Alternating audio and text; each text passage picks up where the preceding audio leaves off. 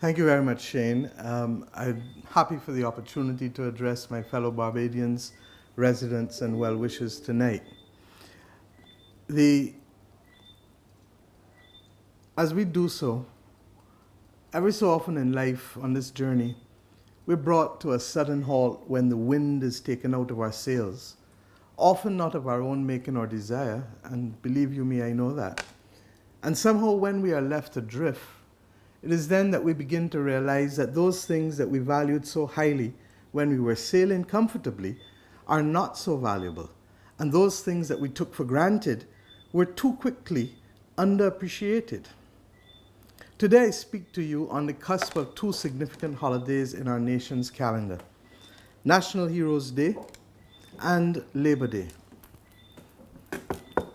Nowhere have these two holidays borne more significance in my mind than they do this year, where a list of 10 officially recognized heroes had to be updated to collectively include thousands more yesterday.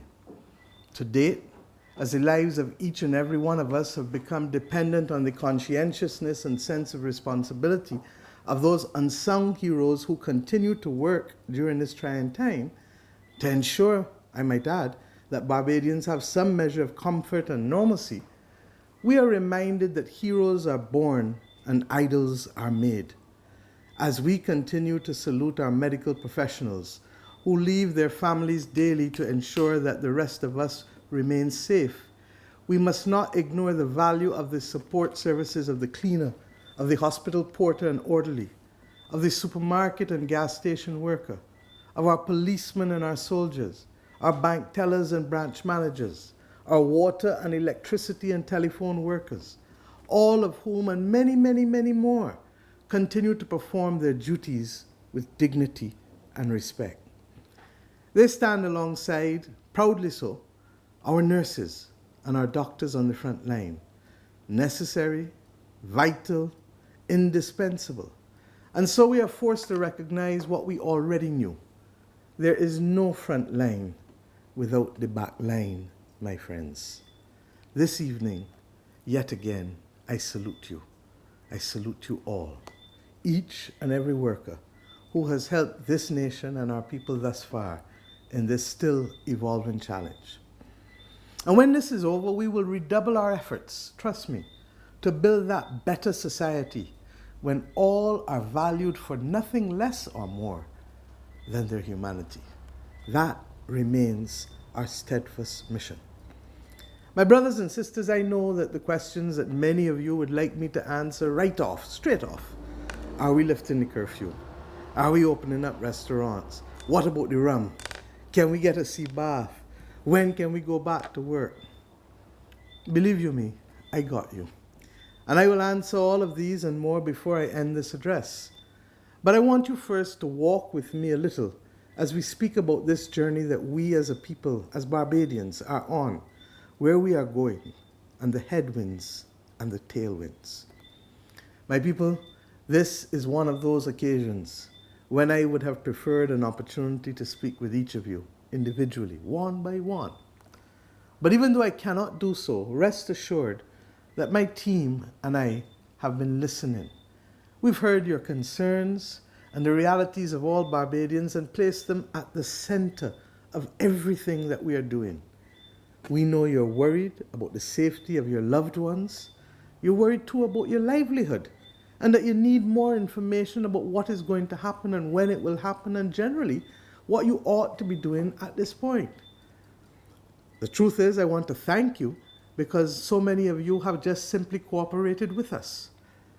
But sadly, however, certainty is not in the gift of anyone in this new reality, any part of the world.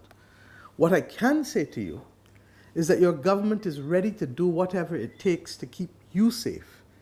And you would have seen that in the way that we pitched our tent high, in terms of the facilities that we have gone out and built, in terms of our workforce and making sure that they are at the center, in terms of holding stock levels of essential supplies well above our current needs in spite of our fiscal difficulties. We have a well-considered plan, but any plan we pursue must be done within the context and reality of this pandemic that we are facing. COVID-19, my friends, is not to be taken lightly. As of 6 p.m. this evening, a staggering 3,207,164 persons have tested positive for the coronavirus across the entire world. And regrettably, some 227,368 deaths have been recorded worldwide as of 6 p.m. 1 hour ago. Among these are too many Barbadians from across mainly the diaspora, and yet again we extend our sympathy to them, our hugs, our kisses, our prayers, our love. And today, regrettably, we lost our very latest victim here at home, a 78-year-old woman who had a history of diabetes and hypertension and regrettably was on the ventilator for 33 days. Our prayers remain with her family and all of the other families who have lost loved ones or who have had to pray as their family members have fought valiantly against this virulent virus. The sad occasion and this death today, however, coincides with the news of yet another day of zero positive results. And believe you me, we are testing. Over the last 2 weeks, we have had 7 cases of positive return as compared to 73 in the 5 weeks before that. We have well tested more than 1,200 persons. I don't have the exact number on me, but believe you me, we are testing. Apart from the unfortunate National Assistance Board cluster, it means that in spite of our heightened daily testing, at last the trajectory of cases in Barbados is declining. However, you and I both know that one swallow does not a summer make. The danger lies in those who may not be showing initial symptoms, and we have therefore to remain ever vigilant. Why? Because, my friends, this disease is nobody's friend. It does not discriminate, as we would have seen with Prince Charles and the British Prime Minister Boris Johnson and several others contracting it. We've also had celebrities like Ken Corsby and Michael Gilks who not only contracted it, but regrettably have passed. All the experts have pointed out that without the procurement of a vaccine or indeed at least an effective treatment, which could regrettably be as much as 12 to 18 months away, without that to fight this deadly virus, we will have to adjust to a new normal. And it is within this framework that we have now set out a plan for our country. A plan that will simply, my friends, require all hands to be on deck. The plan we will present to you today results from our experts listening to all at home and abroad, without arrogance and without pride getting into the way. When I speak of we, I don't only refer to myself as chairman of the cabinet, but I refer to all who have been acting in my stead, and I thank them yet again, from the acting Prime Minister to those members of cabinet who have been working flat out, particularly those who have been on the front line in government's administration as we manage this crisis. But I also refer to the senior public officers, from those, the Chief Medical Officer and all of the public health doctors and the Permanent Secretary in the Ministry of Health, and those from the Security and Emergency Planning Systems, those from the Ministry of Finance and Economic Affairs, those from the Ministry of Small Business, those from the Ministry of Agriculture, all across our sector. We have taken a whole of government approach, and with also the social partnership, a whole of society approach. I also speak of our key economic advisors who have navigated us superbly through this first 20 months of tightrope walking. And you know, I feel it because, as I said to you in Parliament on the 20th of March, we've gone straight back to the start line. So I know how Ministers Strawn and Cadell and Dr. Maskell and Dr. Greenidge and Professor Passad and P.S. Headley and Director of Finance Carrington and all of those in the budget analysts and the debt management section, I can see their faces now. I know how all of them feel because they have worked beyond the call of duty to take our country to this part. Similarly, the social partnership with whom we are interacting as a government every few days, the head of the private sector in the Chamber of Commerce, the BHTA, the Bankers Association, representatives of all of the unions, both Senators Moore and Caswell Franklin, Edwin O'Neill and Akani McDowell and Delcia Burke, BAMP and the other representative agencies in Setu Sab. We have been working. We've now been privileged to be joined for this national rebirth by our Jobs and Investment Advisory Council, comprising experienced persons and those with creativity, entrepreneurs and CEOs, principal of UWI Cave Hill, and persons in the cloth, former ministers of finance. We have a full team, local and Barbadians internationally, who have come together and already have had an initial meeting with myself as chair of the council, and we expect to receive reports from the various subcommittees to our 5 questions as to how we can justly rebuild and transform our nation. I wish also to thank the scores of Barbadians who also have been reaching out to the government and to myself, selflessly, tirelessly. They've stepped forward to serve and to share. They're not in it for the recognition. There are too many, but we know who they are, and we are immensely grateful because this is our nation. So as you can see, my friends, this is one of the most experienced and accomplished national advisory bodies, as well as a government that is committed to work as we move forward in this country. The social partnership is part of our model. I remind you that we have come together to tackle the greatest threat to our social and economic stability and well-being, certainly for the past 70 to 80 years since World War II. As daunting as the task might appear, this team, empaneled to take on the assignment, will do its duty by the people of this nation. And what is that assignment? We have embarked upon a plan to wrestle the impact and effects of COVID-19 to the ground. We want to contain it. Over the past few weeks, we've thought of, analyzed, and carefully planned for many scenarios. And we've done our modeling.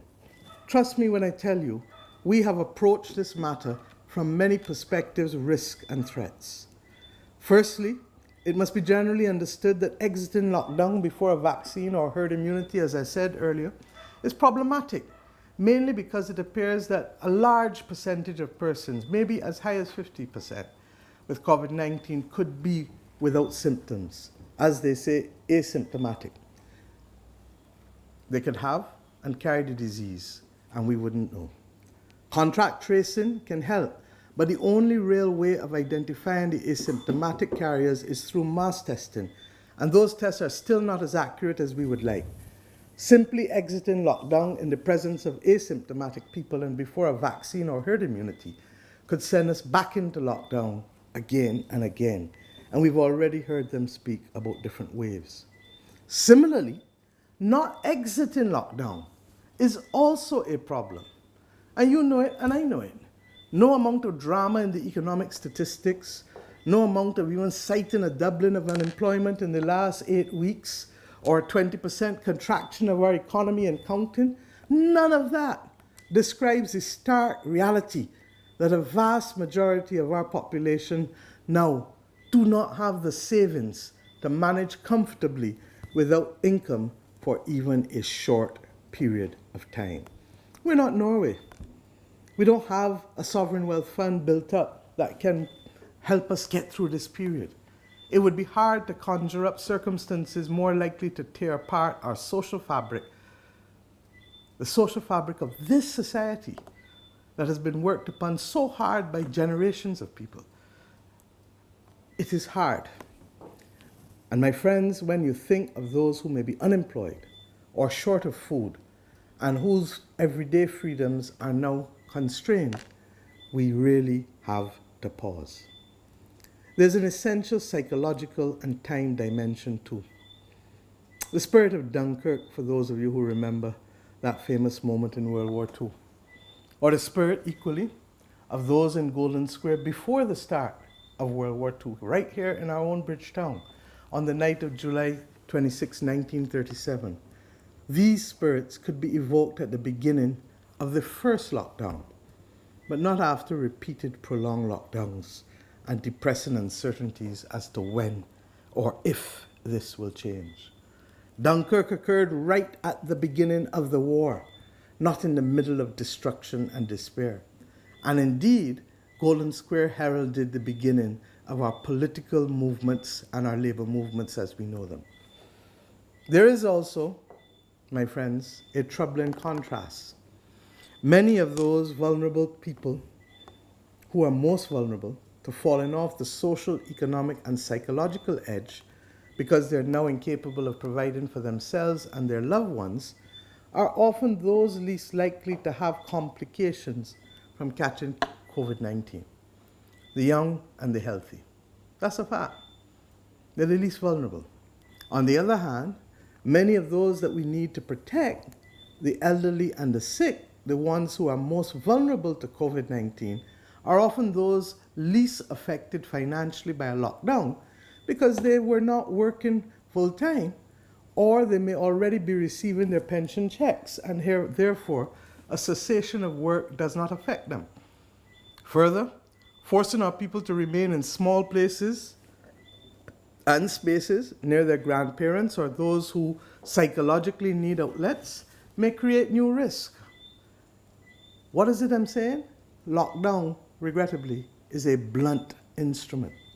To lock down or to open up is a false distinction. More useful divisions are between people who are predominantly safe and those who are largely vulnerable, and the activities that are mainly safe and those activities that may be too risky to undertake. We need to exit lockdown after a period long enough to see those with symptoms, treat and isolate them, and carry out contact tracing.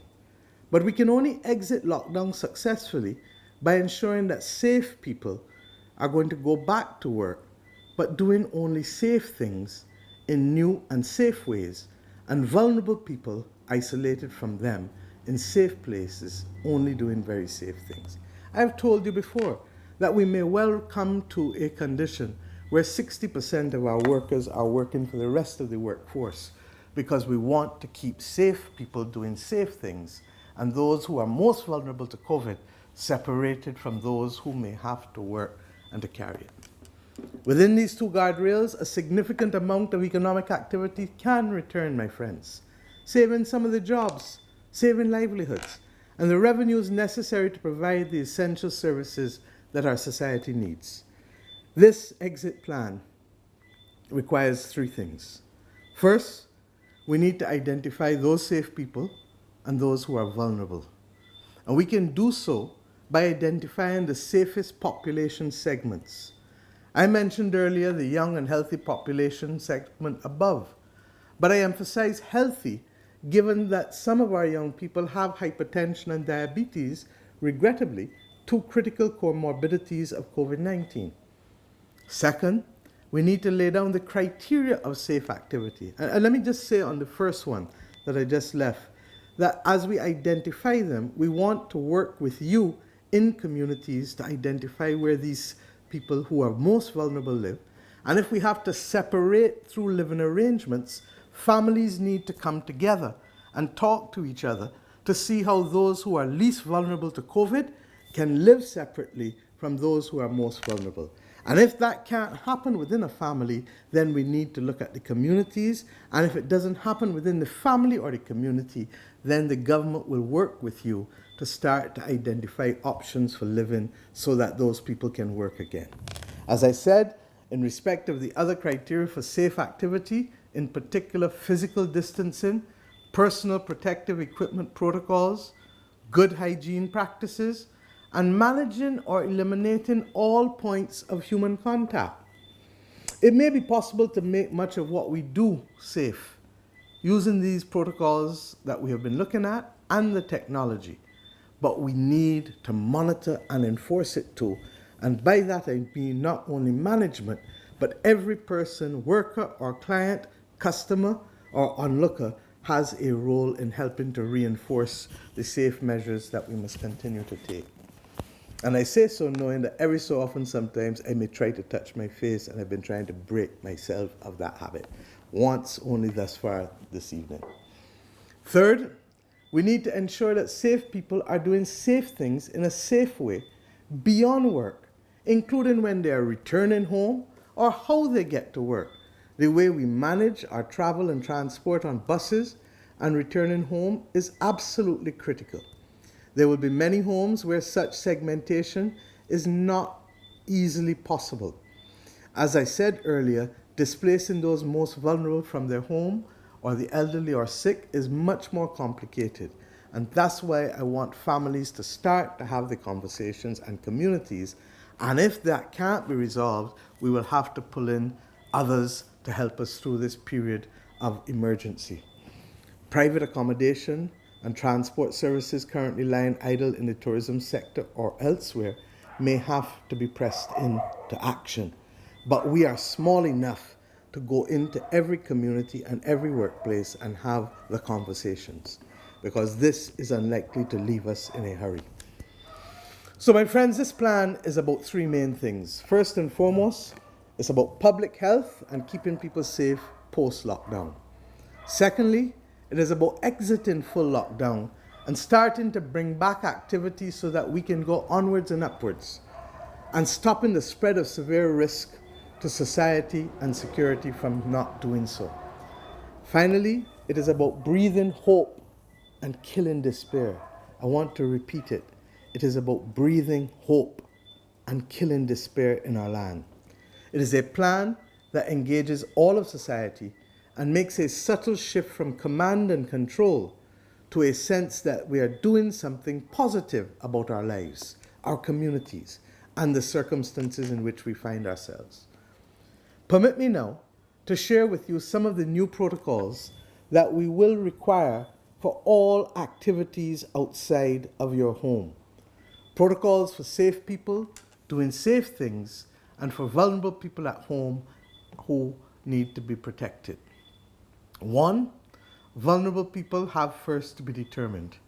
Anyone who has a high temperature or a new persistent cough. Anyone who has lost the sense of smell and taste, we've learned. Anyone who is a vulnerable person by your age, we've already asked persons over 70 to remain at home. I know it's difficult. I know I'm in touch with my parents all the time. I know it is hard. But whether it is your age or your underlying health condition or the clinical condition, or if you're pregnant, we're asking you not to take chances. We will get through this, and we will be here to see you when we get through it, my friends. Similarly, are you living with someone in self-isolation or as a vulnerable person? If so, you shouldn't come to work for now. Secondly, we're asking persons all in the public who are going into the public and moving around to start to use masks, whether disposable or cloth. And I know that many of you have started.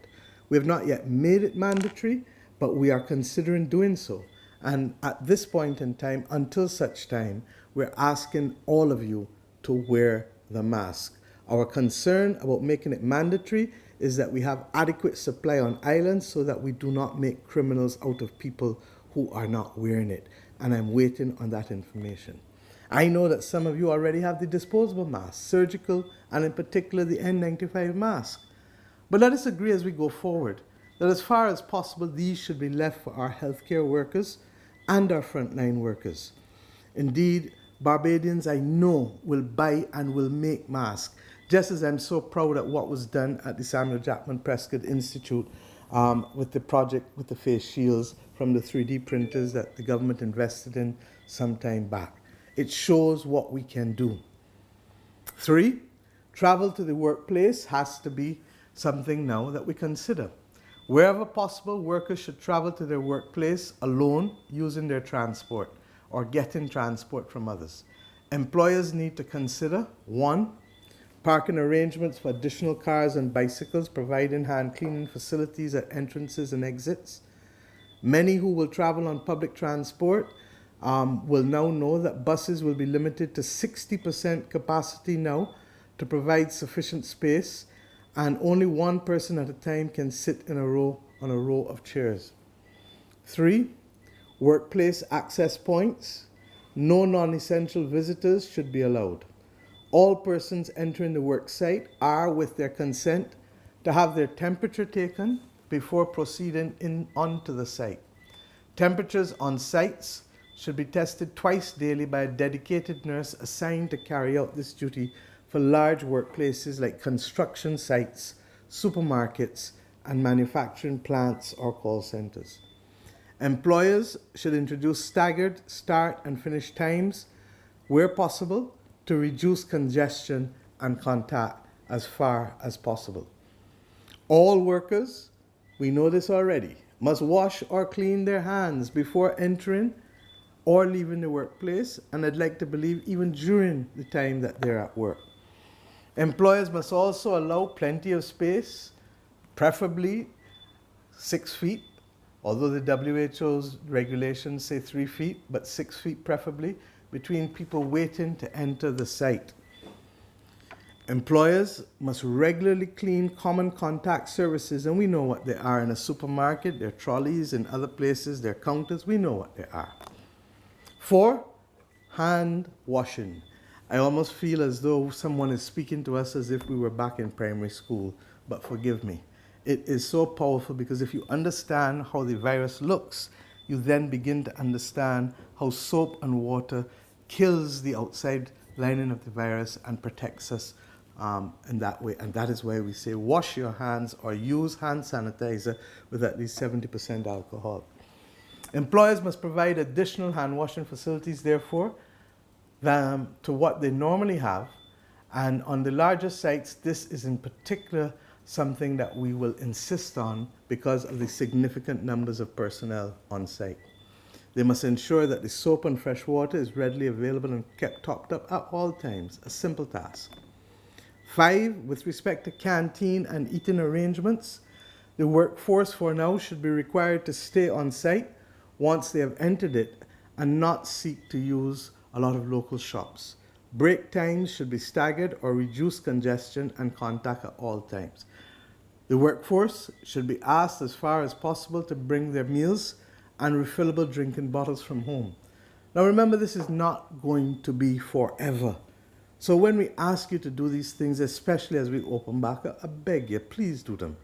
Workers should sit, as I said, 6 feet apart from each other while eating and avoid all contact. And payments should be taken as far as possible by contactless methods wherever possible. In other words, put the money in a container and pass the container forward to the person who's working. 6, avoid close working wherever possible. Non-essential physical work that requires close contact between workers should not be carried out. Work requiring human contact should not be carried out at this stage. All workers, except obviously in the healthcare sector, all workers should wear the disposable face mask issued once made available. The close contact will also come with respect to those in law enforcement or others who are simply carrying out their duty to be able to ensure that people are safe in this country. Employers should also seek, where possible, to increase ventilation in enclosed spaces.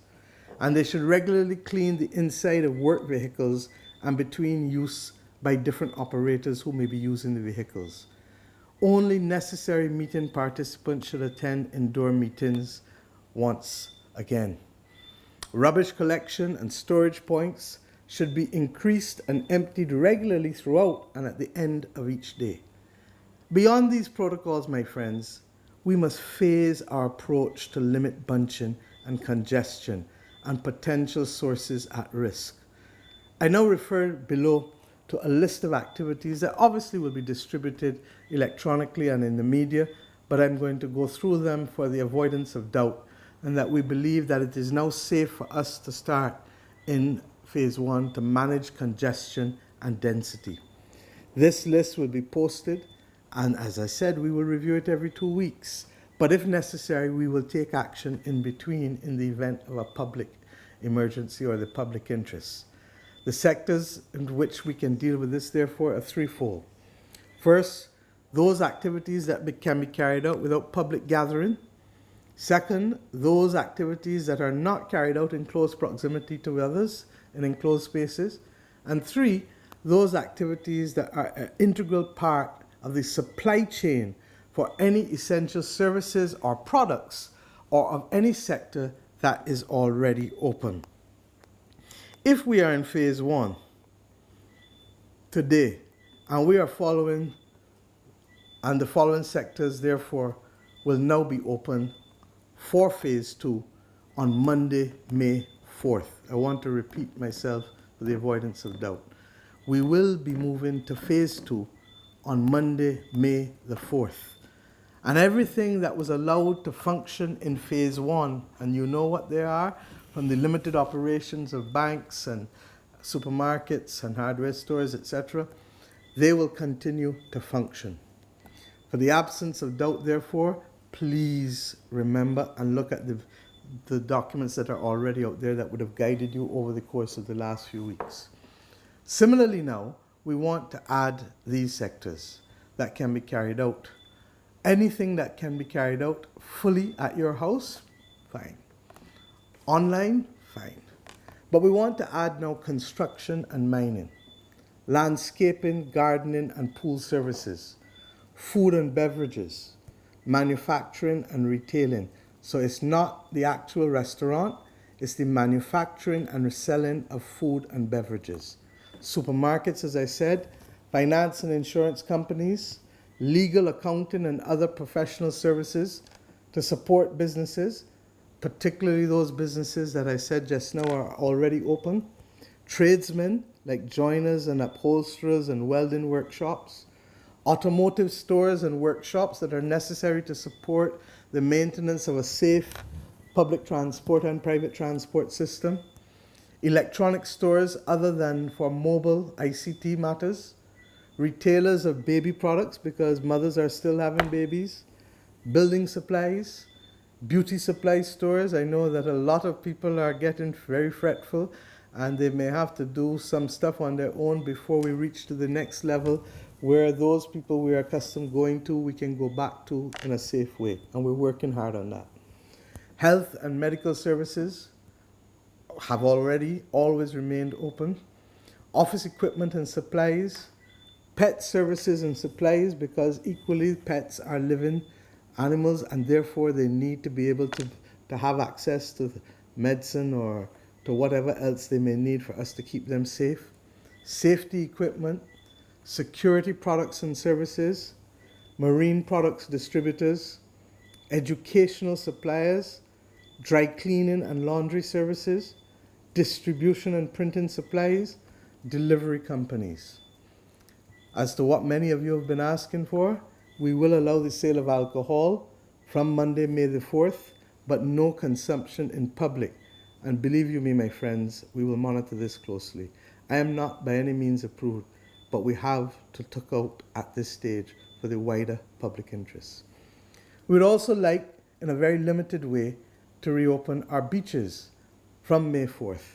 And therefore we will start only between 6 in the morning and 9 in the morning, every morning, and particularly for those elderly people who may have joint problems and who cannot therefore exercise on the road or run or walk, but who need the sea in order to be able to allow their bodies to be able to get that kind of movement that is necessary to avoid the pain. May I say that we will be monitoring closely to see whether we can safely widen this window. But at this stage, it is only 6 in the morning to 9 in the morning, and we are encouraging persons to go to the sea, exercise on the beach, go in the water, come back out, exercise if you may, but do not congregate on the beaches. If not, we will have to take additional action. To help, I will also now share with you a list of what we do not now yet consider safe or essential activity, but we will work with you in those businesses to settle clear protocols so that we can have safe work for you and your customers. What am I referring to in phase 3 potentially? These are the ones that we will review generally in 2-week modules, as I said, but we reserve the right to bring forward any if necessary in the public interest. I refer now specifically, therefore, to those that we will look at in phase 3, potentially after May 18th. Bookstores, home furnishing, houseware stores, clothing stores, flower shops, restaurant equipment and wholesale equipment, schools generally, sports equipment, souvenirs and gift shops, arcades and betting shops, barber and beauty stores, personal care and wellness suppliers, sports suppliers, and of course entertainment and restaurants. And with those, we will look forward to see how best we can deal with them, particularly with whether we can bring forward elements of drive-through and also delivery for restaurants. We will address that separately when I'm satisfied that we have the appropriate protocols to be able to reopen. And it may well be in that last category that we may get there before May 18th, but we must have the requisite protocols to protect our people. Let me now address the public service. Earlier today, my Minister of Education, Santia, spoke to the country and indicated that classes in the third term for all public schools will officially start electronically next Monday, 4th of May. For the avoidance of doubt, please, no child is to go physically to school at the school plant for classes. Why?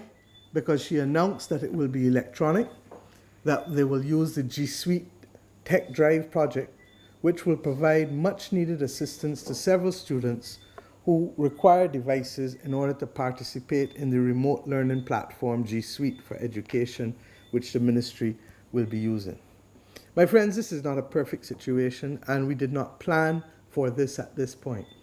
But I am extremely pleased that this initiative has garnered significant support from the private sector as well as individuals across our nation who have come forward to help us in the effort of ensuring that more of our students receive the platform, the tablets, or the various instruments in order to be able to participate in the electronic learning.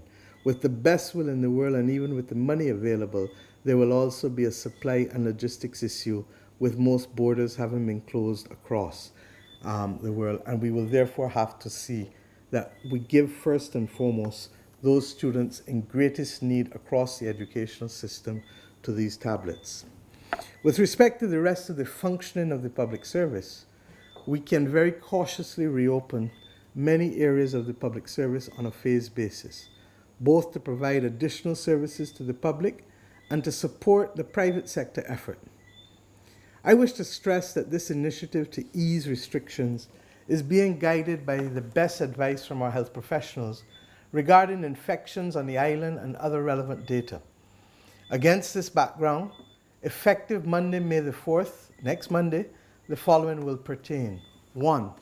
Those government offices which have been functioning over the curfew period will continue to do so with their regular staff numbers. These include the General Post Office, the National Insurance Department, and the Customs and Excise Department and Immigration Departments. Other government entities which provide functions deemed critical at this time will recommence operations with regular staffing complements to provide full services. Some staff will continue to work from home, and some will come to the office in a flexible arrangement. I consider it important to get the seeds of economic activity growing again, as I indicated, and therefore departments such as those responsible for projects in the Ministry of Transport, Works and Maintenance, in the Lands and Surveys Department, in the Ministry of Housing and the Land Registry, and in the Rural Development Commission are supportive of the kinds of targeted construction activities that we need at this time. Similarly, there will be other entities like the Urban Development Commission that is involved in the completion of the construction of the Cheapside Market, as well as the new facilities for the bargain vendors on the Spring Garden Highway that will have to work. The wider public service, I should say to you, sorry, before going on, that the Bridgetown Port will be operating, I'm informed, from tomorrow in order to be able to facilitate the opening of those stores on Monday that we spoke about. And for that to happen, we need to make sure that the backlog in containers in the port starts to be cleared. And similarly, the Attorney General has already recognized that a number of persons involved in those businesses that will open Monday will need to be able to move in order to be able to get their offices ready to engage the public at that point. The wider public service generally will open with minimal staff on Monday, May the 4th, and will provide only basic services initially. These entities will increase their staffing complements and services provided in the coming weeks as the situation allows. And that is because we don't want to have too many people moving back into work and on the roads at the same time. So we're taking a phased approach. Those offices which nevertheless will have partial staffing initially to facilitate the public will be entities like the Town and Country Planning Department and the Urban Development Commission, as I mentioned just now, units in the Ministry of Finance and Economic Affairs and Investment, including the Public Investment Unit that is helping us deal with a lot of matters now, and as I indicated earlier, the RDC, Rural Development Commission, and the Ministry of Housing, Lands and Rural Development.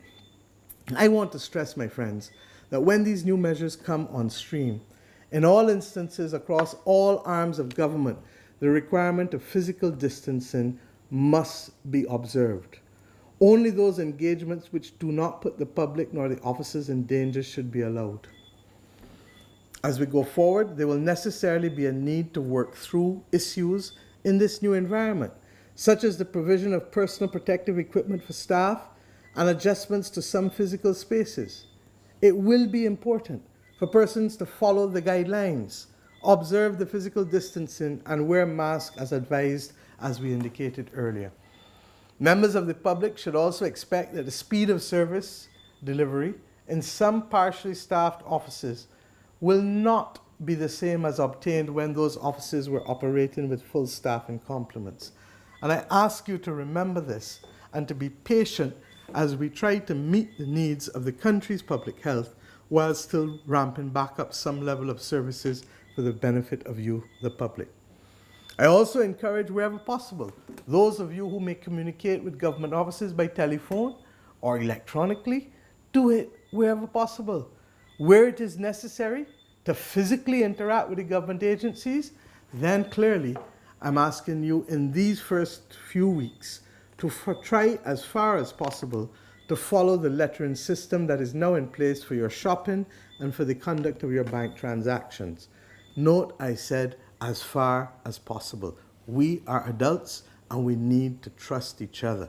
But remember always, if it gets out of hand, the government will take whatever action is needed to protect the health of the people of this country. From all reports, the system has been working reasonably well. The first few days, I know people were nervous, but over the last 2 weeks, 10 days, whatever it was, we have seen generally that people have found their feet. And we expect similarly with government agencies that you will find your feet as we deal with this phased reopening. There are a number of approaches which will be used to ensure best working practice in this new environment is achieved. First, as I said, those officers who can work from home will have the opportunity to do so. Over the past 5 weeks or so, many officers have been working remotely already, and in the coming weeks, we will be seeking to acquire the technology for more of you to provide that option as far as possible. Secondly, a system of staff rotation and flexi time will be implemented across the public sector, and the Ministry of Public Service has already been discussing this with its union partners. Permanent secretaries have already been requested to provide operational plans to give effect to these approaches, and this process will therefore be managed by them in consultation with the head of the public service, and officers will be informed by the permanent secretaries and their heads of department. So if you are in doubt over the next few days how you will work within your ministry, then you need to report to your superior, head of department, or permanent secretary for them to advise you how it will be done. And my friends, we've been doing it in a number of ministries the last 5 weeks. I keep telling you that the doctors told me I'm supposed to be on sick leave, but I know the efficiency of the environment within which the government has been operating, because very often, almost daily, they have reached out to me electronically, and officers have done so from their homes safely, but we've gotten on with the business of the country. There will be adjustments and refinements. Let me tell you that up front. There will be adjustments and refinements as we go forward. I've told you over and over, we are not omniscient, and therefore we will listen and we will respond. We will continue to discuss with this public sector and any other sectors the protocols that would allow us to be able to open you at a sooner date than what we are planning to, if possible, but if not, in a phased manner as we go forward. So my friends, every 2 weeks on average, we will look and see, but as I said, if necessary, we'll move forward. In front of phase 2 comes phase 3 and phase 4. And many of you may ask, what is phase 4? Well, phase 4 will be when we can return to as close to normal after an effective treatment or vaccine has been procured, and we can get back to the kind of life that we were accustomed to. But we are not yet there. I'm also in conversation with members of the private sector to establish a hotline for some of you working within the private sector as tradesmen, as small businesses, as larger entities, but who may be unsure if you are allowed or when you will be allowed to work and under what conditions. This hotline will hopefully liaise with the relevant health and government officials to provide the answers and approvals to you and to your companies and other individuals in a seamless way. And I look forward to that information being distributed to you over the course of the next few days. We will keep you informed in a frank, honest, and continued way, regular conversations, and give you notice wherever possible. What people, however, must now focus on is how do we create these livelihoods again that will allow people to live and live with dignity. If we move to phases where people are doing safe things in safe ways, there will be a return of a degree of economic activity, employment, jobs, and income. Note I said a degree, but it will take a while before all activity returns. Tourism will not be as quick to return, although at the CARICOM level we are speaking to see what will be the kinds of protocols that will have to inform us, because we are not going to take foolish chances with our people.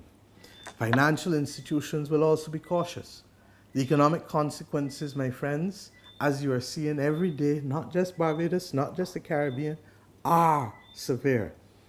We estimate that over the next 12 months, and we've had to revise upwards the numbers that we spoke about 3-4 weeks ago in Parliament, that we will lose now in the vicinity of $450 million in government's tax revenues as a result of the economy being fully, partially shut, or only slowly opening.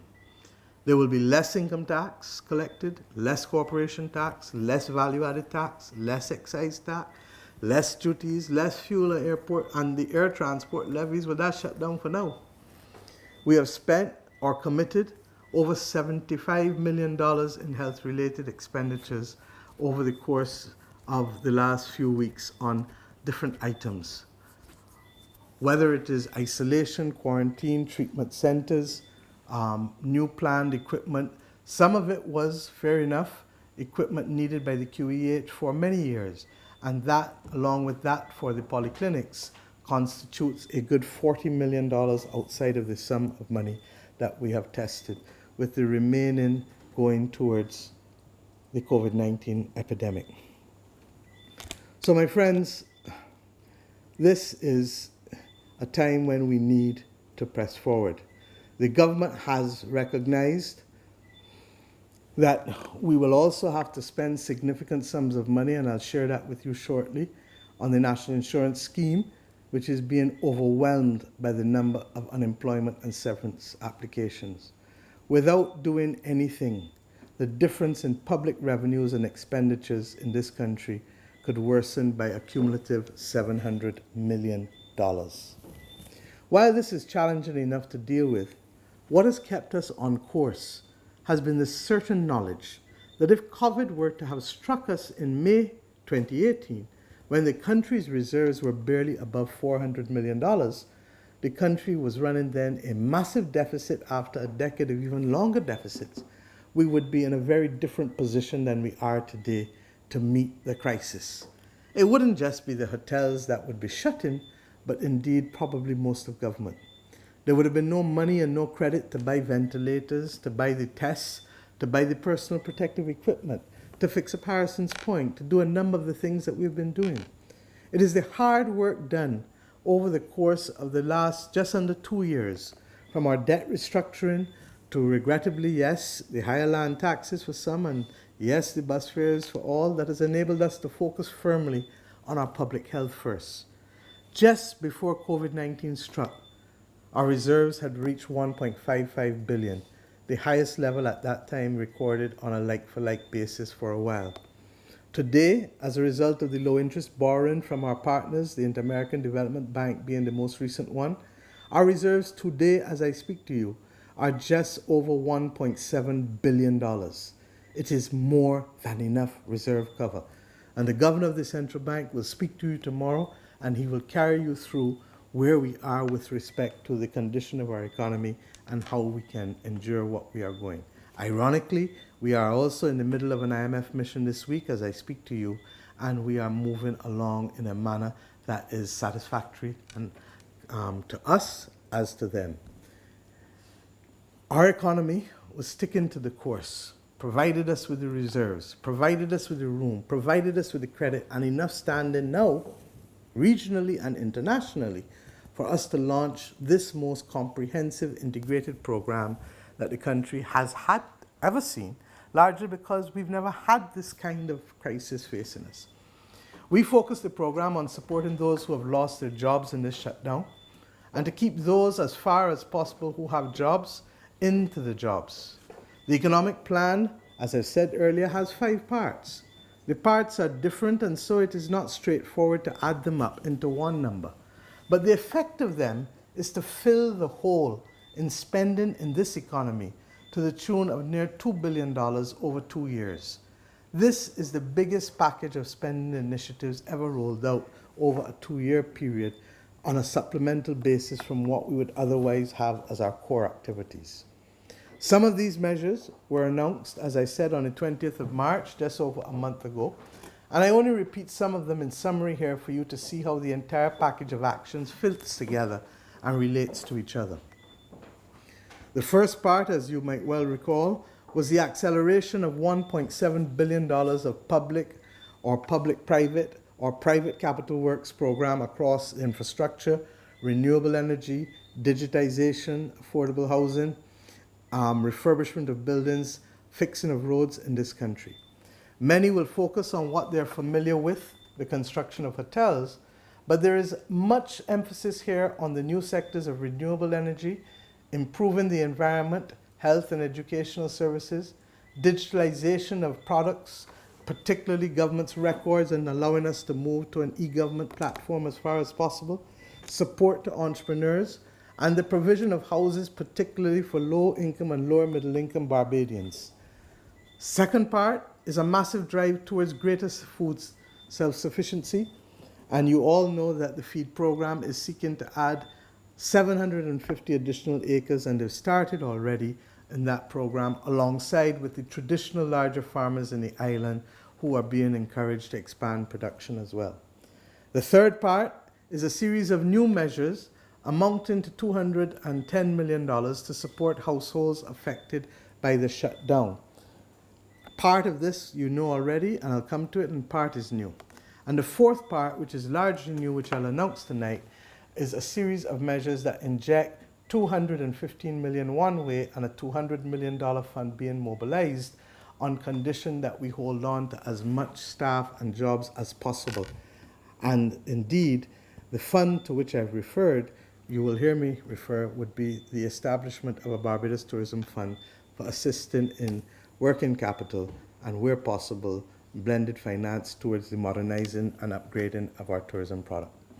Part 1, my friends, the public and private sector program, I shall not spend much time on, as I said, because I've already spoken to you about it, and that is the public and private capital works program of $1.7 billion over the course of the next 2 years.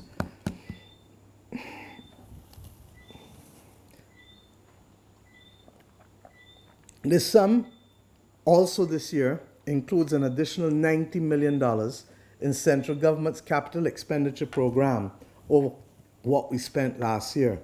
To put it simply, we will now be spending at least $274 million in our capital government's capital budget on the refurbishment of buildings, on road construction, market refurbishment, a massive environmental cleanup and sanitization program, digitization, and the other projects that I've spoken to you generally about when I spoke on March 20th. This does not include an expanded capital works program to be undertaken by the Barbados Water Authority, which we are now working with them to raise $50 million to start that process that will see a number of critical water projects undertaken and completed in order to improve the very unfortunate position where some Barbadians in parishes are still not receiving the flow of water. I should remind us all that we have already spent in COVID expenditure, specifically over the course of the last few months, and that would have been brought to book in the last financial year, a sum of $44.4 million, which includes from the refurbishment of Harrison's Point that I spoke about to the purchase of critical medical equipment and supplies and other supplementary goods needed to manage and contain the spread of the virus. And indeed, we would also have included the restocking of medication on an early basis given the disruption of the supply chain that we saw globally, and we felt that we wanted to protect our access to critical medication, not just for COVID, but across the board. The government is also working with financial institutions on a massive public-private home building program called Homes for All, and I explained that to you on the last occasion. We're also working with private investors on a range of renewable energy investments, including the 360 million green energy park supplying 30 megawatts of renewable power that we hope will be launched and will be the subject of discussions and negotiations with the Ministry and the Barbados Light and Power and the Sanitation Services Authority. We are aligning our regulations generally to ensure that our 2030 target for being fossil fuel free will spur an investment boom in renewables from as early as the next 9 months. And finally, we anticipate, as I've indicated, about $800 million still in investment from the private sector, and hoping that that number will even increase.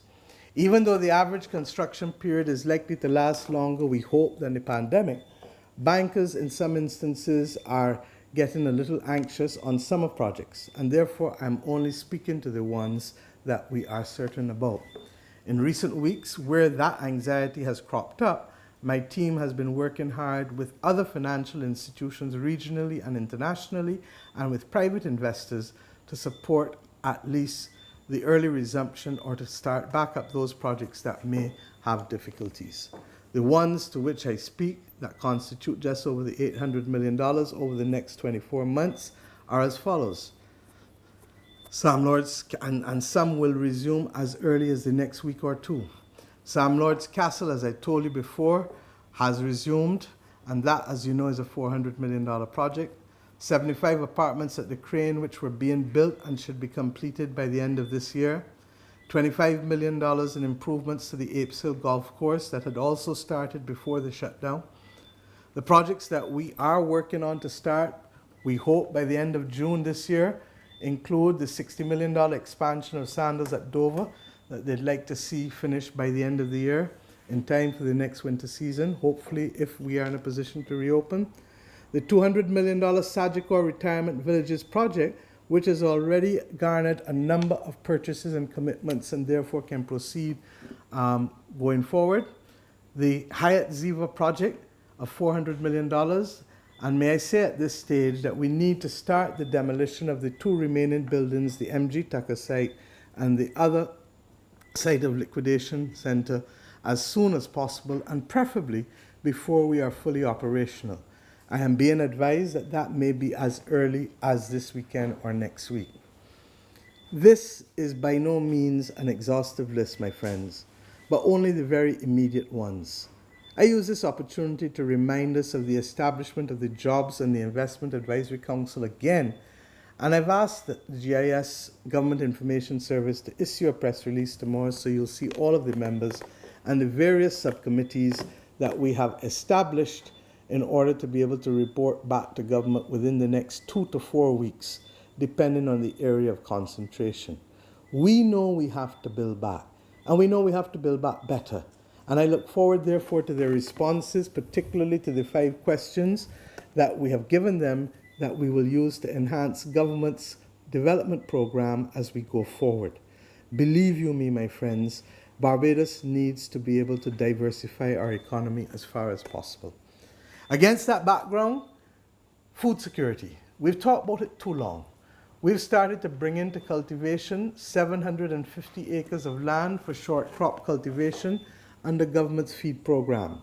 This will not only boost employment, provide jobs, but it will also support our longer-term goals to enhance our country's food security and to improve linkages between the tourism and agricultural sectors. But it will also, importantly, increase our reserves at a critical time if we can reduce our food imports. Interestingly enough, the discussions are taking place in the US now as to what may happen to their food chain, and hence the President's determination to give the executive order with respect to the supply, production and supply of meat. We recognize that one of the biggest threats to agricultural livelihoods in our country has been and continues to be predial larceny. And it is particularly criminal at this time when we know that food is so valuable to so many households. My government is committed to putting an end to it as far as possible. But we need to work with you and the communities to make sure that people's hard work does not come to naught because of people stealing. I spoke to the Attorney General, and he has agreed to issue instructions to the Royal Barbados Police Force to establish the dedicated predial larceny unit for enforcement, strict enforcement. But we will also let technology work for us by allowing farmers to use drones so that they may use geofencing to protect crops and livestock. Part 3 of our economic program is a $210 million flow of funds to support vulnerable households. The first one, I remind you, the national insurance system, as we said before, is the first line of defense for most of our households. Those who were laid off by their employer get unemployment benefits for 6 months. Those on short week will get 60% for the days that they're not working. So if you work 3 days, you'll get 60% of the other 2 days being paid to you. I announced these measures, as I said, on the 20th of March earlier in Parliament. In the last 5 weeks, however, our national insurance scheme has received, as of Monday this week, 29,076 new claims for unemployment benefits. It is a staggering number. More are still likely to come. My team has worked hard to remove the red tape that would otherwise have delayed payment to this group of Barbadians, and many have already received their first check last week, and others are continuing to do so this week. Indeed, as of Monday, the NIS has paid 10,989 persons the large sum of $11.19 million for unemployment benefits, and that would carry them for the first 4-week period. The NIS will continue to dispatch all of the benefit claims as far as possible, as quickly as possible. You will ask yourself, does the NIS have more than sufficient assets to cover this? Yes, we do. We have the sufficient assets to meet these demands. But many of these assets are not liquid, or it's not in the right divisions. For example, our severance payments fund is a healthy $140 million, while our unemployment benefit was down to $19 million, which, as you can see from the first few payments, will cause it to be exhausted any minute now. The government, therefore, will support the national insurance scheme, whether through existing funds being held at the central bank from loans that we've already received under policy-based lending, or by purchasing bonds that the NIS holds to the tune of $250 million. The economic team will settle which method it prefers in the next few days.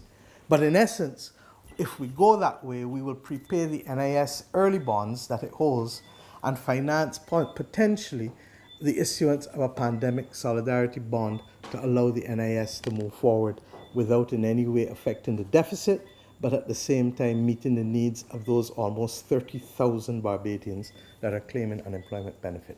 We are satisfied that some of them will go back out to work in the next few weeks as we reopen Barbados, while some of them are likely to be there for the long haul. The second point that I'd like to make is that self-employed people who make contributions to the National Insurance Scheme are not entitled to unemployment benefits under the law as it stands now.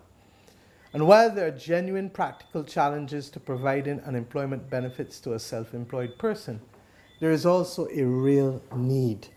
There are too many who are now suffering, and we care for all. We will now launch, therefore, a new one-time business cessation benefit for the self-employed of $1,500 per month for each of April and May only, so that those persons who have paid NIS as self-employed persons, and there are roughly just under 2,800 persons who have, will now be entitled to draw $1,500 for April and $1,500 at the end of the month of May. This will cost the National Insurance Scheme the sum of $8.5 million and will be paid out of the monies that we will be providing to enhance the National Insurance Scheme's liquidity over the course of the next few weeks. Let me also remind you, my friends, that I had already announced a household survival program of $20 million to be split between $10 million for welfare to accommodate increased rates of benefits. We increased the benefits, as you know, by 40% as of April 1st. And then another $10 million that I announced, which is to be managed by those households who do not now receive NIS benefits, but who are in bad need of support. This, we announced, would also be supplemented by the Adopt Our Families program that, my friends, I want to thank you, has already received just under $900,000. And may I continue to ask those who can afford to reach out and to support this fund. If, as a result of COVID-19, a household is left with no one employed, we are using this mechanism to provide a minimum income. It's not as much as we would like, but we do believe that that $600 that is being paid will go a long way to being able to ensure that food can be bought and put on people's table and basic utilities paid. So, as we go forward,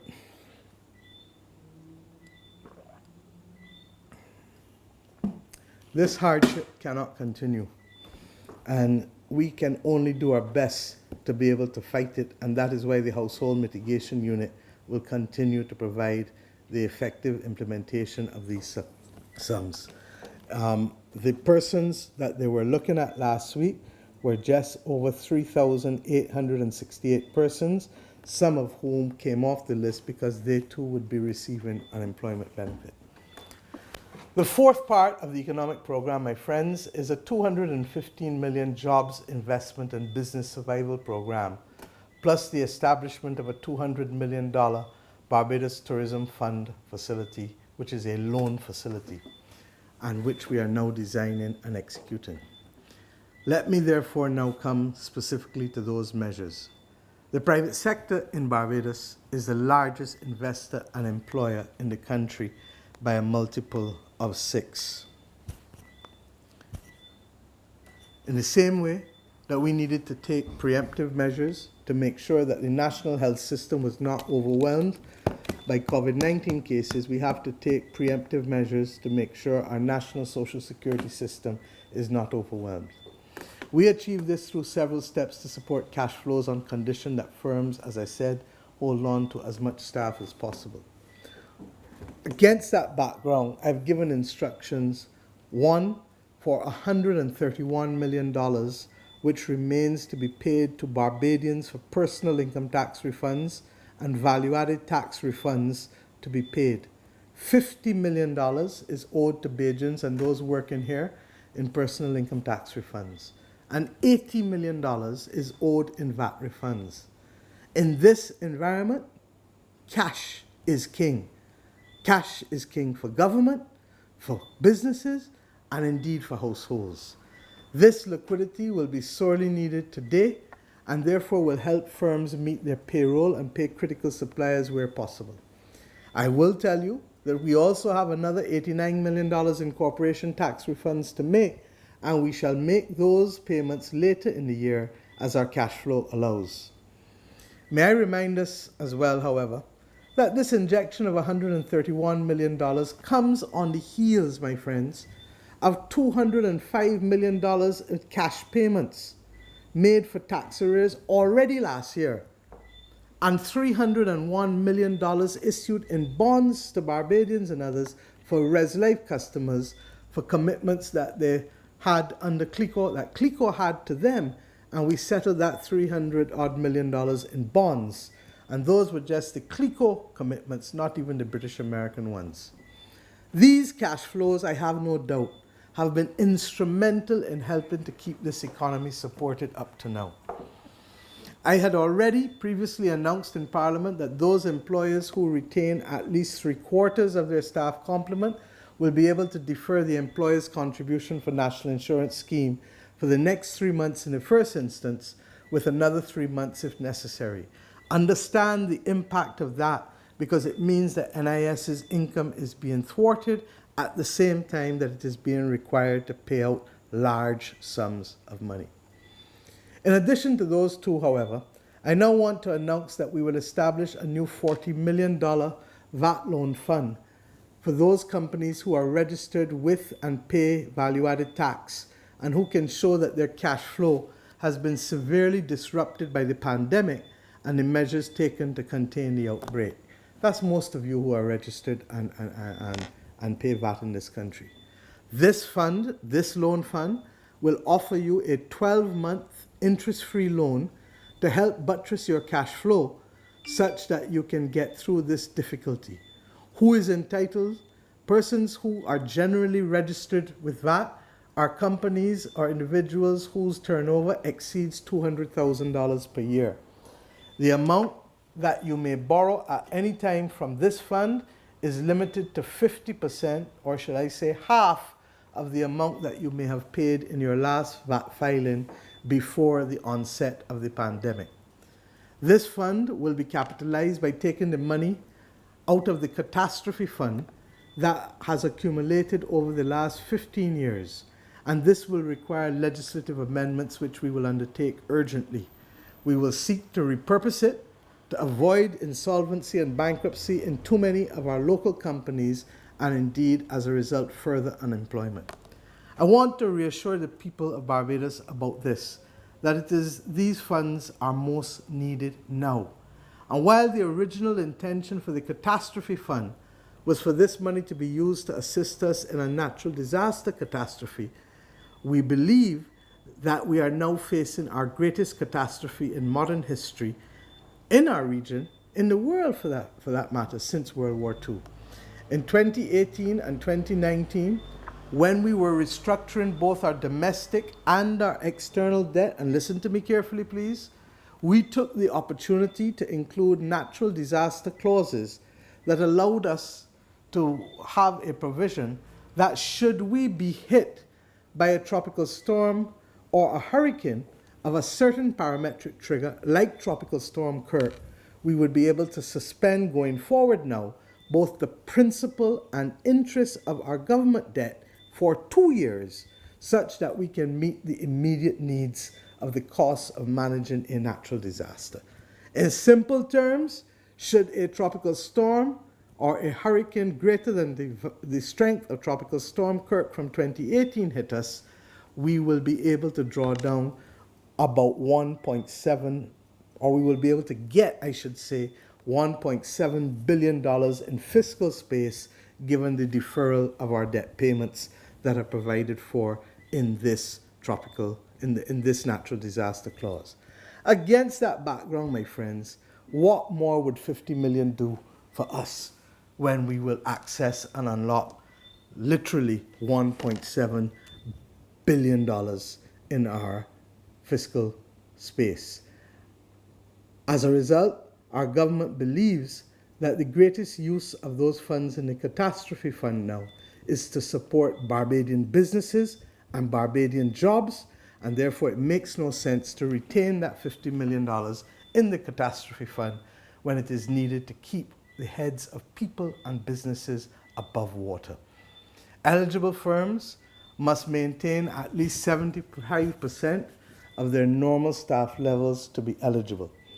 There is as well a special project unit that is now being established in the Barbados Revenue Authority to help us better manage the payment of those refunds owed that I spoke to you about, the 131 million, and also to manage the applications to the $40 million loan facility that we're establishing under this program. I'll come to where the other $10 million from the catastrophe fund will go very shortly. We will also establish a $20 million small business wage fund administered by Fund Access for firms too small to be eligible for VAT or VAT refunds. We're really talking mainly about micro and small businesses. And this fund that we're establishing will now contribute $500 per month per employee up to 5 employees, where that employer is registered both at the Small Business Association, the Barbados Revenue Authority, and the National Insurance Scheme.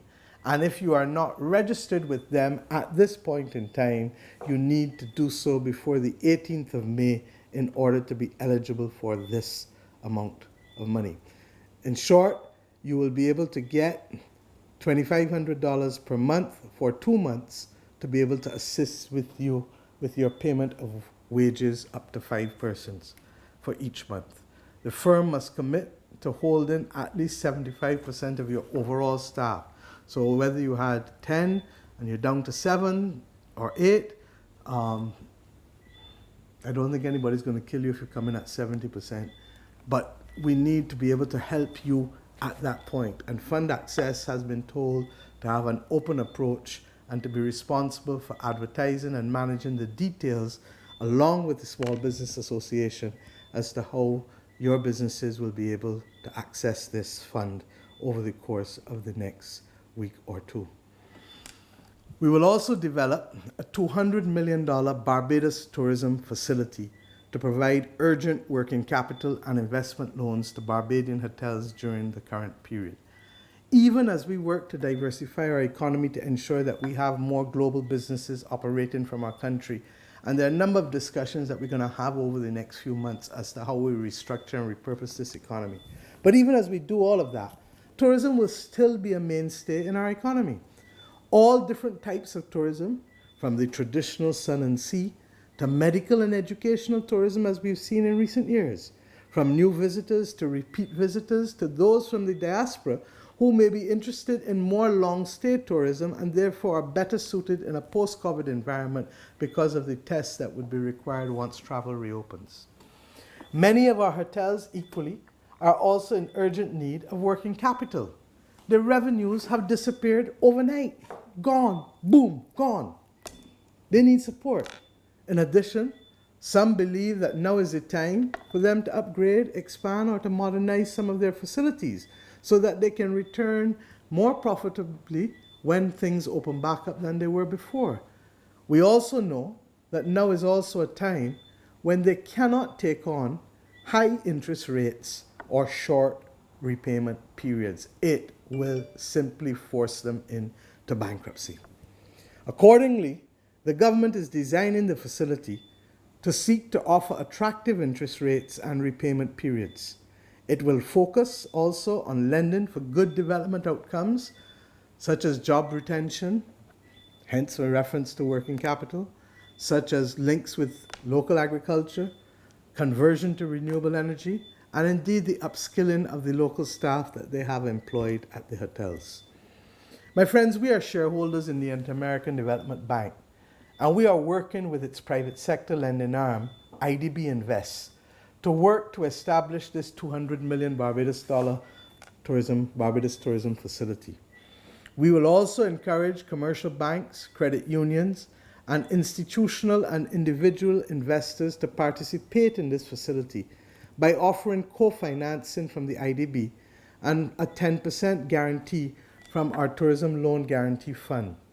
We recognize that while the scale of the solution needs to match the size of the challenge, so must the speed of the solution. Consequently, my friends, we are now working with ANSA Merchant Bank to work with the government in the provision of bridging finance. The government itself will seed this facility with $10 million towards the bridging, as well as ANSA for another $10 million. until such time as we can conclude our discussions with IDB Invest and other institutional and individual investors. We will publish the further details on the bridge financing in the very near future and on the full facility thereafter. I must tell you that I would not normally have mentioned this until we had fully completed the facility, but I recognize that we are well on our way to settling it and that it is important that those in the tourism sector know that we are seeking to work with them at this most vital of moments. This will not replace the need for them to have access to private capital, whether it is debt from banks and other financial institutions or equity from other investors locally and regionally. And believe you me, we need to start to learn to trust each other more and get more involved in equity for our hotels and for our direct tourism services, from attractions to restaurants, etc., without believing that we should have over leveraged firms that literally are struggling to survive. You know, there was a saying that Eric Williams once said that half a loaf is better than no loaf at all. And the simple message is, let us come together and use our capital together to build stronger businesses that can withstand this and other threats as we go forward. In addition to these new funds, last month I also announced that we have been in discussions with the banks on providing support to businesses and individuals impacted by COVID-19. I announced then an agreement that we had with the banks in Barbados that they had affirmed their commitment to working with their customers through these difficult times. In particular, the banks had then agreed to a 6-month payment moratorium on existing loans and mortgages for persons and businesses directly impacted by the pandemic, and 2, temporary working capital financing options for corporates and small businesses who are directly affected by COVID-19. We recognize that for many of the micro businesses, we would now be talking equally about the credit unions. The banks have reported that they have already given, in many instances, payment holidays to persons who need free cash flow during this difficult time. This is a report that I took from them earlier today, and similarly, that their credit card interest relief of up to 50% by some and payment waivers in other instances by others for 3 months has been pursued, with interest not capitalized but added thereafter to the balance, again allowing for cash flow relief for some of our businesses and individuals. Working with their existing corporate and small business clients, the banks are also seeking to offer, in some instances, in many instances I'm told, overdrafts and other working capital support. And following the crisis for those who are still unemployed, after the 6 months have gone, not now, after the 6 months, banks will seek to work with their clients to restructure their loans to ensure as little disruption as possible for future cash flows of their clients. And finally, they are also working with us to be able to help, as I said, in the national agenda for growth by ensuring that they can work with those foreign and domestic investment entities who are companies who are interested in making investments in the country. I had also asked the governor of the central bank to meet with the banks, and I'm happy to report that he did so recently, given our concern on a disproportionate reliance on fees by the commercial banking sector. Why? Let me share with you. The revenue from fees at all of our banks grew from $78 million in 2008 to $126 million in 2018, while interest income for the same period of time declined from $637 million to $525 million for the same period. This is not a sustainable model for growth, nor does it reflect an energy in the interest of being able to make funds available to be able to provide the oxygen to fuel the growth in our economies. The governor has reported to me today that the banks have agreed in the first instance to 1, that there shall be no maintenance account fees for seniors, for persons who are senior citizens holding accounts. 2, that and I believe that this has existed in some banks before, so this is not new for all. 2, that there will be no over-the-counter charges for persons over the age of 70.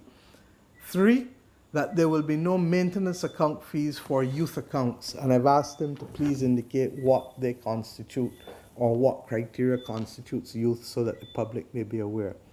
The Governor has also indicated that achieving more concession requires additional dialogue, but that the issue now is timing, given the recent onset of the COVID-19 pandemic has obviously negatively impacted employment, and that this could in fact erode some household savings as clients withdraw balances to support their purchases to live as we go forward. Reduce bank charges on deposit accounts would therefore be helpful generally, and I've asked them to continue that discussion therefore with the banks. At the same time, I must tell you, the banks are legitimately concerned that their non-performing loans and provisions will rise with the risk of increased write-offs if this crisis is prolonged.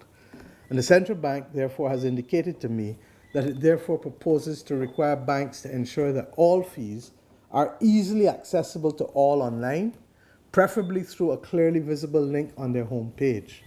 Customers equally, they have indicated, must be notified by the banks of any changes in fees or any new charges via email or on other social media platforms, and I'm adding to that snail mail where necessary.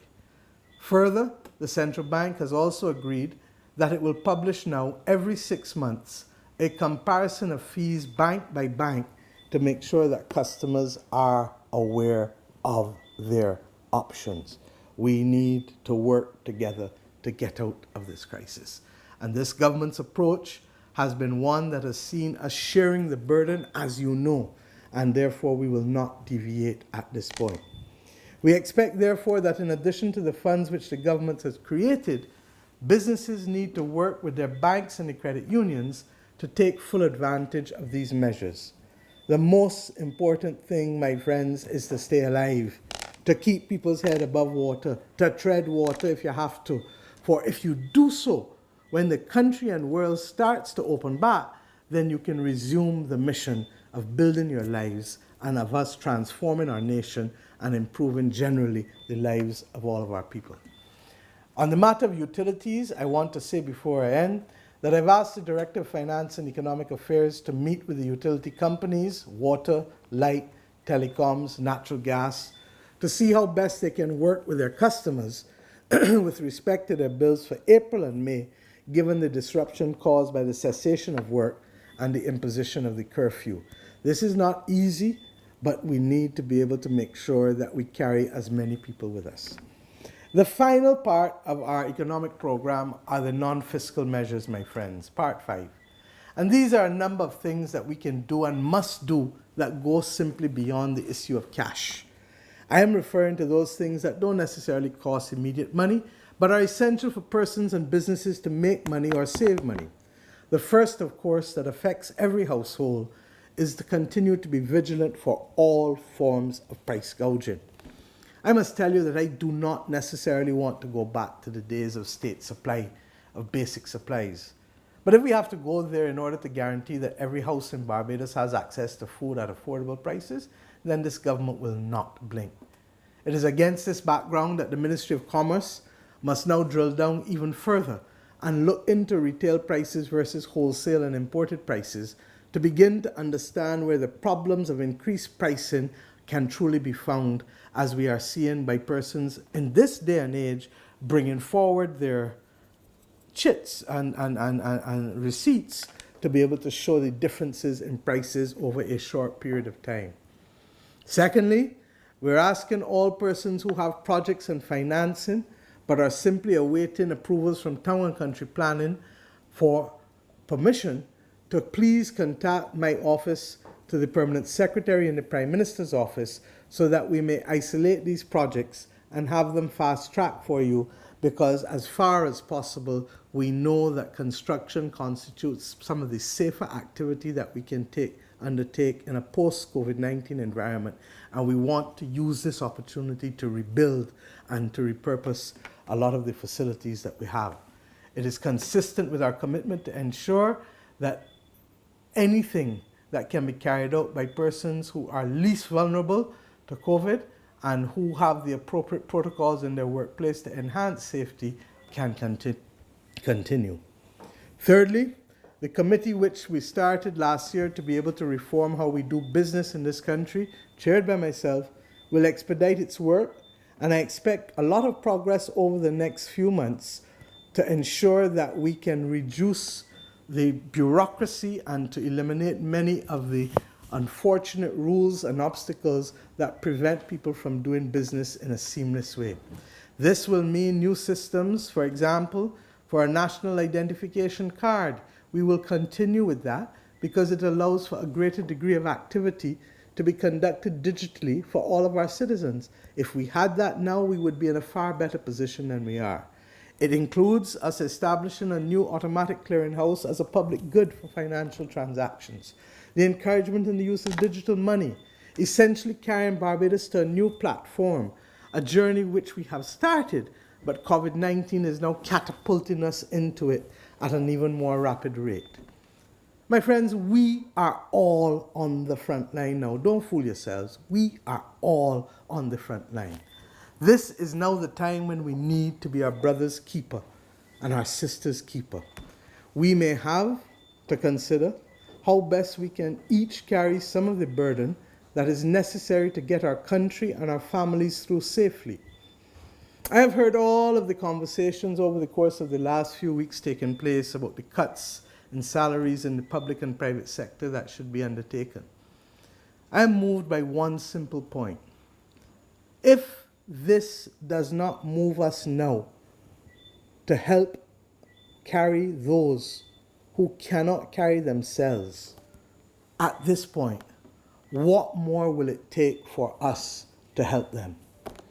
I am therefore requesting that we set up a subcommittee immediately of the social partnership to start the urgent conversation to determine how best those of us employed by the public service and even the private sector in some instances may contribute through mechanisms such as cash and bonds and all other ways to help offset this tremendous cost that the government of Barbados will have to bear to be the provider of last resort to many of our citizens and many of our businesses. And what do I mean specifically? If we were to isolate those who are earning $3,000 a month and below, whose income is already precarious, how best can the rest of us earning more agree to take a relatively small portion of our salaries in pandemic solidarity bonds to be repaid perhaps in a 3 or 4 year period or sooner, to allow us to support this extraordinary effort of helping to carry our brothers and sisters who have had their livelihoods ripped from them through no fault of their own. I'm not going to go further on this point at this stage, but I want every Bajan to sleep on this tonight and for the next few nights. My brothers and sisters, we have to agree that we must work together to guarantee food on the table of every single Barbadian household. For once we can do that, and once we have life, we shall meet again to do the larger and greater things that give us even greater excitement. Although I suspect that the last 5 weeks have taught us that the greatest gratitude and the greatest pleasure comes in the most simple things in life. So, yes, we will receive assistance from the IMF, from the CDB, from the Inter-American Development Bank, from the Latin American Development Bank, otherwise known as CAF. But that will not be enough even with the relaxation of the primary fiscal surplus targets that we've agreed with the fund in principle and that have now to go to their board to move from 6% to 1%, giving us an additional $550 million in additional space. But if you are going to lose $450 million in revenue, and if you have to repurpose a lot of your expenditure to support healthcare and to be able to support the vulnerable and to be able to support businesses that will go under if they don't get the support, then you can see it is a rough road we are traveling. But it is one, my friends, I know that we can get through. There were many who doubted that we could get through when we started at the end of May 2018. And we got us to that point. Regrettably, having had the experience, we now have to learn again and teach others that we can do it from start all over again. So we look forward to the results of the consultation. In short, the economic package I've announced tonight is unprecedented. Yes, it is. And as unprecedented as the grievous ordeal we have faced and will continue to face for a while, it is what it is. We are not alone in this fight. Because of our investment in international relationships, because of our commitment to work through issues from first principles, and because we've already had a commitment to work with our brothers and sisters in the international and regional community in a way that is caring and reinforcing.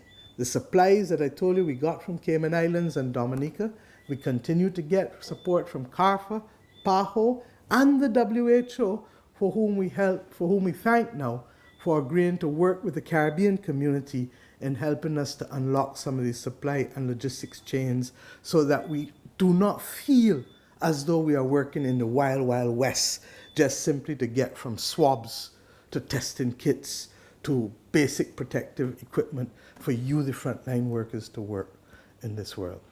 You would have heard me earlier today speaking to Christiane Amanpour on CNN International and making a call for a global leadership initiative of not just heads of government across the world, but world leaders across different sectors with different interests, from Pope Francis right back through to others in the business community. After World War II, let me remind you, the world committed to a new world order and to new organizations to suit the needs of the time. The United Nations was formed 75 years ago. Many of the other organizations that we now call the Bretton Woods institutions, the IMF and World Bank, they too may have to look and see how, as they are doing, repurposing themselves. And I had an excellent conversation with the managing director of the IMF yesterday and with the day before yesterday, and with the president of the Inter-American Development Bank to see how best we can help change some of these rules. Because as you heard me say today, simply asking us to deal with per capita income to determine whether we can access loans or grants is not enough. That's like taking my blood pressure from 2 years ago and determining whether it can be used for me to determine whether you think I'm going to have a stroke tonight or not. It is completely irrelevant. It is completely futile. So we are asking the international community to recognize that we are on the front line with respect to the climate crisis. Hurricane season, my friend, starts in a month's time, 4 weeks' time. Get your act together. 2, with respect to high debt and low GDP. And in this regard, Barbados is now better than most because we have gone through the period and process of restructuring our debt, which has made us fitter to be able to meet this point in time, and also to have the natural disaster clauses, which I explained to you, will help the country even more than we're being helped now actually in this pandemic. And finally, that we also need now to face everything that this pandemic portends for us, from the cessation of business to the loss of life. That's why today I called on that program for moral leadership. Moral leadership that must extend from the household to the community, to the country, to the international community. Just as we know that you must take care of the least vulnerable in your household, we got to do it in the community. Just as we know we must take care of the least vulnerable in the community, we must do it in the country, and we must do it internationally. And in the world with some limited assistance, my brothers and sisters across the world, in solidarity with each other, I'm telling you, we will only make this journey together. And that's why I say that we do not accept in this region that this region is both invisible and dispensable. And that is why our voices must rise together if necessary. But our voices must rise to be able to demand a just world, a level playing field, and a level of moral leadership that reminds us of the things that matter at the end of the day. We are not asking for simply handouts, but we ask for a helping hand and a level playing field. And I say to you, these are not just words. So it seems to me to be the settled view, after listening to everyone, from the health officials locally and internationally, that the challenges and risks posed by this virus may well be with us for some months to come, many months to come.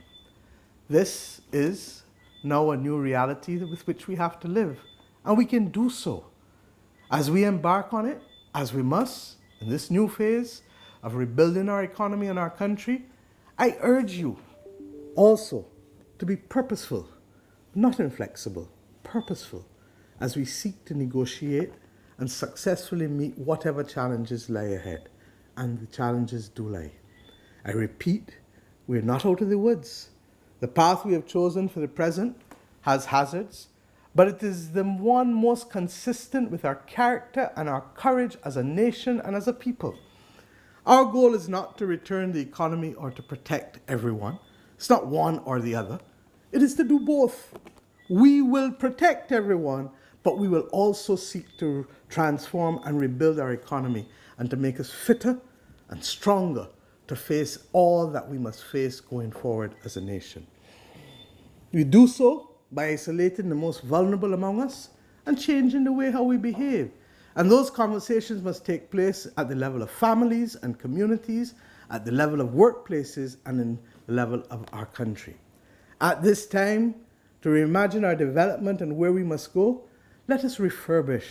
Let us use the time to rebuild where we can, or to retool, or even to retrain just by going and seeing what we can learn that we didn't know before.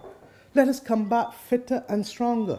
Let us commit as Bajans to be our brothers and sisters' keepers such that we shall leave no one behind. And where possible, let us do our own part. Each of us, do your part to help us move forward. To those in our vulnerable groups who may be tempted to move around because you are not yet incapacitated, I beg you do.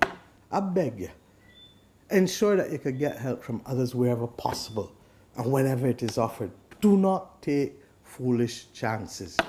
We are not seeking to take away your independence, but we are seeking more so to keep you safe. To the young people who want to socialize and meet up with your friends because you're bored at home, I urge you to bear with us for a little while longer as we continue to keep you and our fellow citizens safe. If you do the right thing, my friends, believe you me, and follow the directives and the protocols, your friends will still be there to hang out and socialize once we get over this hurdle. To our workers, I implore you to protect yourselves as you have been instructed in the use of personal protective equipment at all times, and also not to take your safety for granted. It is critical. As a courtesy to you and your colleagues, keep your safety evermost. And may I say at this stage that the new hours for the curfew will be from 8 p.m. to 5 a.m. But within that context of 5 a.m. and 8 p.m., we expect as many of you to go about your business efficiently, expeditiously, and safely. So as we navigate these tempestuous seas, we must stay on course if we are to reach safe ground and to move into phase 3 and eventually phase 4. Any refusal to comply will cause us to run aground and set us back to where we started, a scenario that we can ill afford. We are only here tonight because we had a downward trajectory for the last 2 weeks generally. We had 73 cases in the first 5 weeks.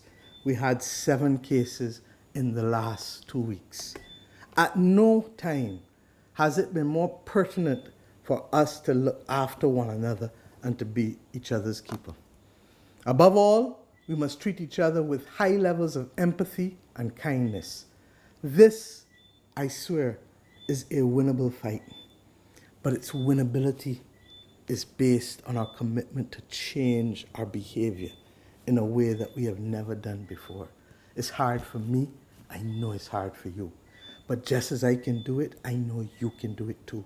And when we do it together, we can say that we have succeeded as one. So join with me and let us make that solemn commitment today, remembering always that with God on our side, we shall have no doubts nor fears. In the words we also know so well, upwards and onwards we shall go as we reopen our country, and greater will our nation grow in strength and unity. Stay safe, my friends, and above all else, God bless us. Thank you.